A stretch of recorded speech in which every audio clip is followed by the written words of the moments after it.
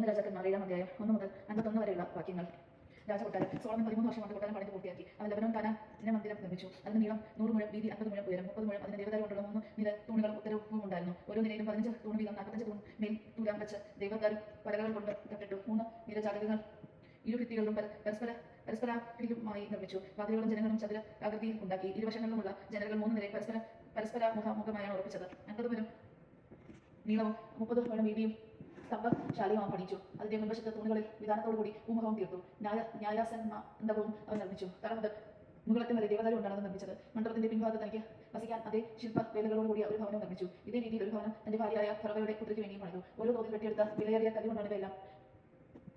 അസ്ഥിവാരം മുതൽ മേൽക്കൂലം വരെ അകവും പുറവും കർത്താവിന്റെ ആലയത്തിന്റെ അങ്കണം മുതൽ മുഖ്യാങ്കണം വരെയും പണി കഴിപ്പിച്ചത്. അടിസ്ഥാനമിട്ടത് 8-10 മുഴമുള്ള വിലയേറിയ വലിയ കല്ലുകൊണ്ടാണ്. അതിനു മീതെ ഓരോ തോതിൽ ചെത്തിയെടുത്ത വിലയേറിയ കല്ലുകളും ദേവദാരു പലകകളും പാകിയിരുന്നു. മുഖ്യാങ്കണത്തിന് ചുറ്റും എന്നതുപോലെ കർത്താവിന്റെ ആലയത്തിന് ഭൂമുഖത്തിന് ചുറ്റും 3 വരി ചെത്തിയ കല്ലും ഒരു വരി ദേവദാരു പലകയുണ്ടായിരുന്നു. ദേവാലയത്തിന്റെ ഇതര സജ്ജീകരണങ്ങൾ. സോളമൻ രാജാവ് തയ്യറിൽ നിന്ന് ഹീരാമിനെ ആളയച്ചു വരുത്തി. അവൻ നഫ്താലി ഗോത്രത്തിലെ ഒരു വിധവയുടെ മകനായിരുന്നു. തയ്യൽക്കാരനായ ഒരു പിച്ചളപ്പണിക്കാരനായിരുന്നു അവന്റെ പിതാവ്. ഹീരാം ഏതുതരം പിച്ചളപ്പണിയും ചെയ്യാൻ പോരുന്ന പാടവും ബുദ്ധിയും ഉള്ള ശില്പിയായിരുന്നു. അവൻ വന്ന സോളമൻ രാജാവിന് എല്ലാ പണികളും ചെയ്തു കൊടുത്തു. അവൻ 2 ഓട്ട് സ്തംഭങ്ങൾ ഉണ്ടാക്കി. ഓരോന്നിനും 18 മുഴം ഉയരവും 12 മുഴം വണ്ണവുമായിരുന്നു. അവൻ കൊള്ളയായി 4 വിരൽ കനത്തിലാണ് അത് നിർമ്മിച്ചത്. സ്തംഭങ്ങളുടെ മുകളിൽ സ്ഥാപിക്കാൻ അവൻ ഓടുകൊണ്ട് 2 മുകുടങ്ങൾ വാർത്തു. ഓരോന്നിന്റെയും ഉയരം 5 മുഴം. 2 സ്തംഭങ്ങളുടെയും മുകളിലെ മുകുടങ്ങളിൽ ചിത്രപ്പണി ചെയ്ത് തൊങ്ങലും ചങ്ങലയും ഘടിപ്പിച്ചു. സ്തംഭങ്ങളുടെ മുകളിലുള്ള മുകുടങ്ങളിലെ തൊങ്ങലുകളുടെ മീതെ മകുടങ്ങൾ മൂടത്തക്ക വിധം 2 വരി മാതളപ്പഴം കൊത്തിവെച്ചു.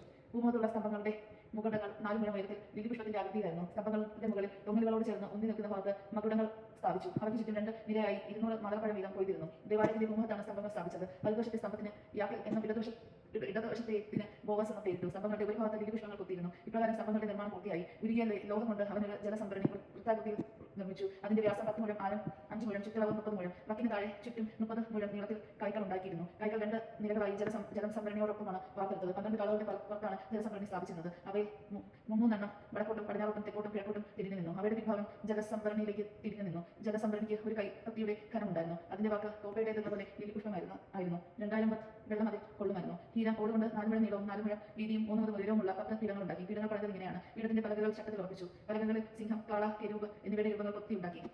ചട്ടത്തിൽ താഴെയുള്ള മുകളിലും സിംഹം, കാള, പുഷ്പം എന്നിവ കൊത്തിവെച്ചു. ഓരോ പീഠത്തിനോടും ഓടുകൊണ്ടുള്ള 4 ചക്രങ്ങൾ അച്ചുതണ്ടുകളും ഉണ്ടായിരുന്നു. 4 കോണുകളിലും ക്ഷാരണപാത്രത്തിനുള്ള താങ്ങുകൾ ഉണ്ടായിരുന്നു. അവയിൽ പുഷ്പമാലിന്യം വാർത്തിരുന്നു. 1 മുഴം ഉയർന്ന് നിൽക്കുന്ന ഒരു മുകുടത്തിലാണ് അതിന്റെ വായ ഉറപ്പിച്ചിരുന്നത്. പീഠം പോലെ വൃത്തിയായിരുന്നതിൽ 1.5 മുഴം ഉയരമുള്ളതായിരുന്നു അത്.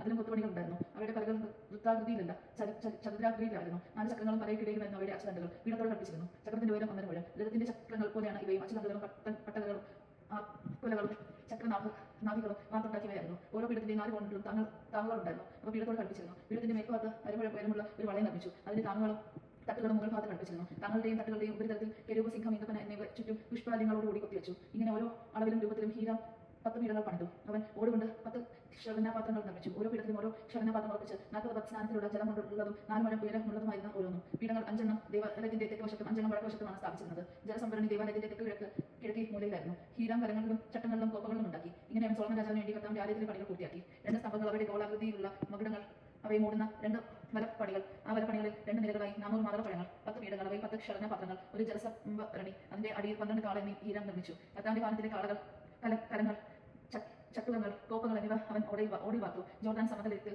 സുക്കോത്തും സാരഥയിലും മധ്യേ കളിമൺ നിരത്ത് വെച്ചാണ് ഇവ രാജാവ് വാർപ്പിച്ചത്. പാത്രങ്ങൾ അസംഖ്യമായിരുന്നതിനാൽ സോളമൻ അവയുടെ തൂക്കം എടുത്തില്ല. ഓടിന്റെ തൂക്കം തിട്ടപ്പെടുത്തിയില്ല. അങ്ങനെ കർത്താവിന്റെ ആലയത്തിന് വേണ്ടി ഉപകരണങ്ങൾ എല്ലാം സോളമൻ നിർമ്മിച്ചു. സുവർണ്ണ ബലിപീഠം, സാന്നിധ്യ അപ്പത്തിനുള്ള സുവർണ്ണമേശ, ശ്രീകോവിലിന്റെ മുമ്പിൽ തെക്ക് വടക്ക് തങ്കം കൊണ്ട് 5 വിളക്കാലുകൾ വീതം, സ്വർണ്ണം കൊണ്ടുള്ള പുഷ്പങ്ങൾ, ദീപങ്ങൾ, കൊടിലുകൾ, തങ്കം കൊണ്ടുള്ള കോപ്പകൾ, തിരിക്കത്രികകൾ, ക്ഷവരനാപാത്രങ്ങൾ, ധൂർപ്പണാർപ്പത്തിനുള്ള പാത്രങ്ങൾ, തിക്കോലികൾ, അതിവിശുദ്ധ സ്ഥലമായ ശ്രീകോവിലിന്റെയും വിശുദ്ധ സ്ഥലത്തിന്റെ വാതിലുകളും സുവർണ്ണ പാദകുടങ്ങൾ എന്നിവ സോളമൻ പണിയിച്ചു.